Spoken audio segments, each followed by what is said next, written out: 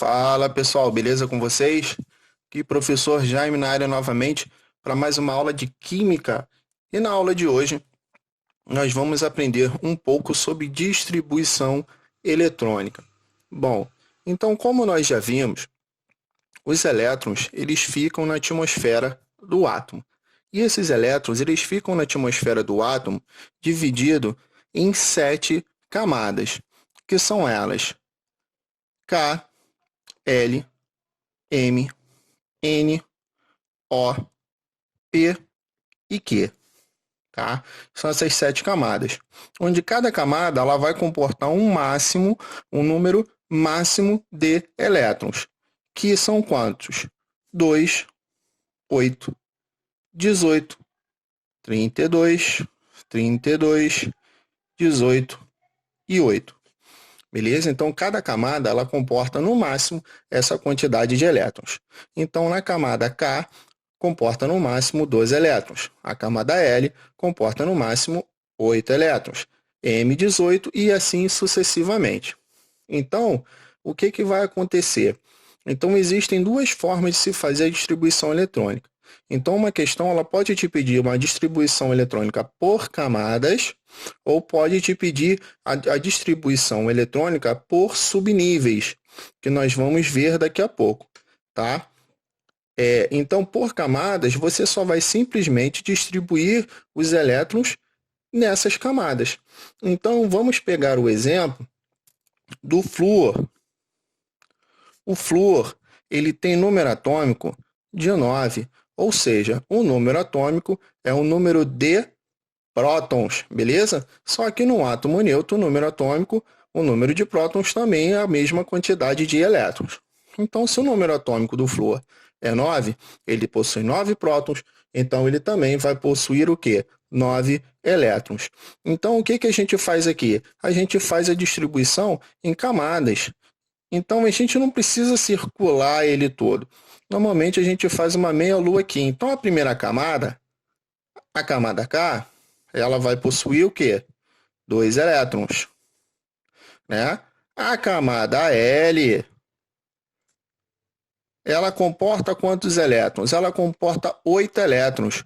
Só que olha aqui, o flúor só tem 9 e já tem 2 aqui. Para 9 faltam quantos? Faltam 7. Então, a distribuição eletrônica por camadas do flúor, ela se encerra aí, tá? Ela se encerra aí, por quê? Porque aí, nesse caso, o flúor só tem 9. Então, 2 mais 7, 9. Então, encerra por aí essa distribuição eletrônica. Agora, vamos ver, por exemplo, o ferro. O ferro, com o número atômico 26. Então, vamos lá. Então, temos a primeira camadinha com 2 elétrons. Beleza. A segunda camada vai ter quantos elétrons? 8. 10, né? 2 mais 8 já tem 10 elétrons. E na terceira camada? A terceira camada comporta até 18 elétrons. Só que eu vou botar 18 aqui na terceira camada? Não, por que eu não vou botar 18? Porque aqui eu já tenho 10. 10 mais 18 vai dar 28. E eu só quero o quê? 26. Então, eu venho aqui e boto, está faltando quantos? Está faltando 16. Ela cabe 18, galera. Cabe 18, porém, eu só preciso de 16. E assim você vai fazendo com todos os outros. Todos os outros átomos, quando se pedir uma distribuição eletrônica em camadas, é só você seguir esse procedimento. Vou dar uma parada para quem quiser copiar.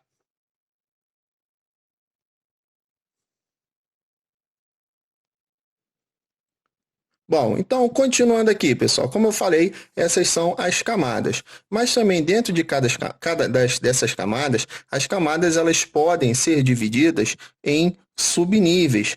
Esses subníveis são quem? S, P, D e F.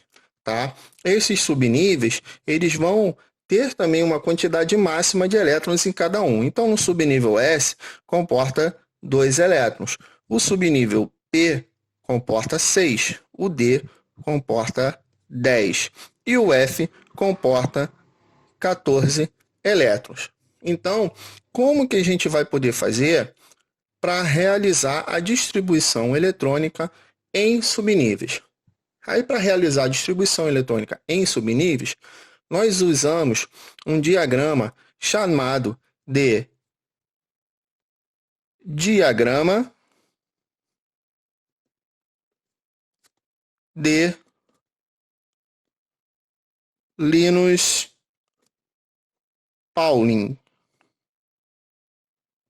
tá? Então, a gente usa o diagrama de Linus-Pauling. E como é que a gente faz esse diagrama de Linus-Pauling? É simples, ele não é tão difícil. Quando a gente olha, a gente acha uma coisa complicada, mas ele é fácil de aprender. Então, eu vou ensinar vocês agora a fazer o diagrama de Linus-Pauling passo a passo, sem mistério nenhum. Então, aqui, o que acontece? A primeira coluna aqui do diagrama, nós vamos numerar as colunas que nós temos. Não são 7 colunas? Então, a gente vai lá e coloca aqui, ó, de 1 a 7. 2, 3, 4, 5, 6 e 7. Beleza. Show. Aqui, a gente dá um espacinho. Primeiro vamos fazendo os números, depois a gente vai incrementando com outras coisas. Que aqui, essa linha significa o quê? Camada K, L, M, N, O, P e Q. São as camadas. Tá? As camadas, no caso, estão em linha. Beleza. Na segunda coluna, o que acontece? Na segunda coluna, eu não coloco mais o número 1. Eu começo a partir do 2. Então, eu venho aqui, ó, 2, 3, 4, 5, 6 e 7. Ah, professor, por que você deixou esse espaço? Esse espaço porque vai ter coisa ali no meio, valeu? Então, vamos lá. Agora aqui, vamos para a terceira coluna. A terceira coluna, eu não começo do 2, eu começo de quem? Do 3. 3, 4, 5 e paro aqui no 6, ó. Não vou até o 7. E a próxima coluna, eu vou para quem? Eu vou para o 4 e o 5. Então, aqui, as colunas são quem? As colunas são justamente os subníveis. Então, na primeira coluna é o subnível S. Então, eu coloco S aqui em toda primeira coluna, tá? Na segunda coluna é o subnível quem? P. Então, eu boto P aqui em toda a segunda coluna. E a terceira é o D. Beleza. E a última é o F. Bom, coloquei isso aí. E agora, o que eu faço? Como é que eu vou fazer a distribuição? Está faltando o quê? Está faltando a quantidade de elétrons, porque até agora esses números que eu coloquei não indicam a quantidade de elétrons, tá, pessoal? Esses números que eu coloquei, eles só indicam a numeração das camadas, não indica a quantidade de elétrons. Então, na subcamada S, ela possui quantos elétrons? Ela possui 2, até 2. Então, ó, eu boto aqui o expoente 2 em todas elas. Boto o expoente 2. Show! Na camada P, 6. Boto o expoentezinho 6 aqui, ó. Na camada D, 10. E vou fazendo isso com todas elas. E a camada F possui 14. Então, se você chegar, pô, aqui está completamente diferente lá de cima. Será que tá? Camada K, cabe quantos elétrons aqui? 2, ó. 2. Camada L, cabe 8, ó. 2 mais 6, 8. Então, aqui, esses subníveis aqui estão dentro dessas camadas, das 7 camadas principais da distribuição eletrônica. Tá.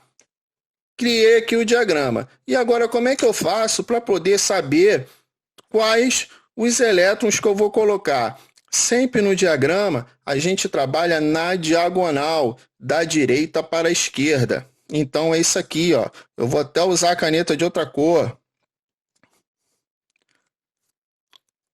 Então a gente vem aqui, ó, e faz uma linhazinha na diagonal. Então, ó, o 2 vem para cá pro 3.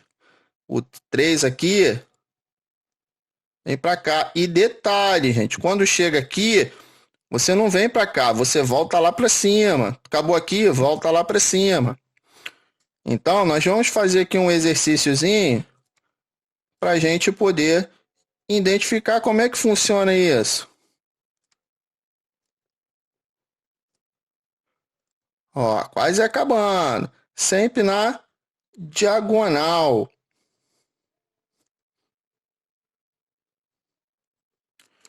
Beleza? Então, não é difícil, é fácil. Então, vamos fazer o exemplo aqui. Vamos usar o exemplo.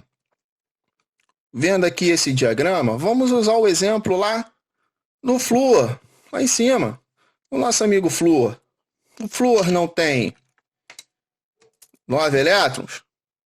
Então, deixa eu ver um lugarzinho melhor aqui para poder fazer essa questão. Então, o flúor,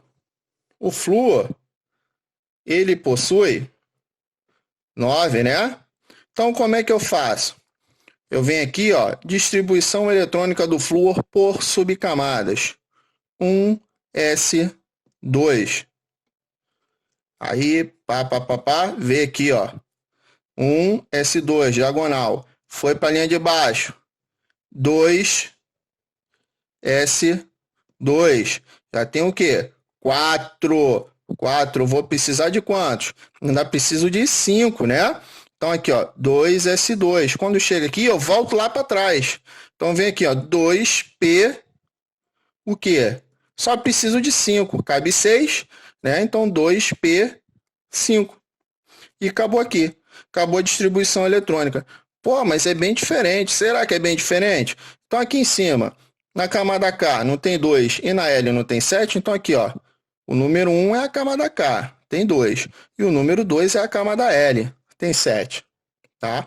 Então, essa é a distribuição eletrônica em subníveis. Vamos para o ferro. Vamos ver o ferro que está ali. Vamos ver o ferro. Show! Então, ferro tem 26. Então, vamos lá. 1s2, sempre vai começar aqui no 1s2, né? Do 1s2 subiu 2s2. 2s2 subiu 2p6. Então, aqui eu já tenho o quê? 10. 2p6 veio para cá, ó. 3s2. 3s2 veio 3p6. Então, aqui eu já tenho quanto? Tenho 10, 18. Dá falta ainda para chegar lá no 26. Então, 3p6, 4s2. Certo? 4s2. Então, aqui já tenho 20. Tem que chegar no 26. Então, 4s2, ele, ó, foi lá para cima, é o 3D10. Só que eu já tenho 20, eu só preciso de 6. Então, vou lá e coloco 3D6. Só coloco até o máximo da quantidade que ele está precisando. Não preciso ultrapassar a quantidade máxima aí. Tá? Vamos fazer um pouquinho maior. Vamos fazer o bário. O bário vai ter um número atômico 56, galera. 56. Vamos lá. Não vai ficar muito grande não, porque os números finais sempre têm uma quantidade maior. Então, o bário 56. Então, como é que a gente vai? Começa lá. 1s2. Subiu. 2s2. 2p6. 3s2. 3p6, 4s2,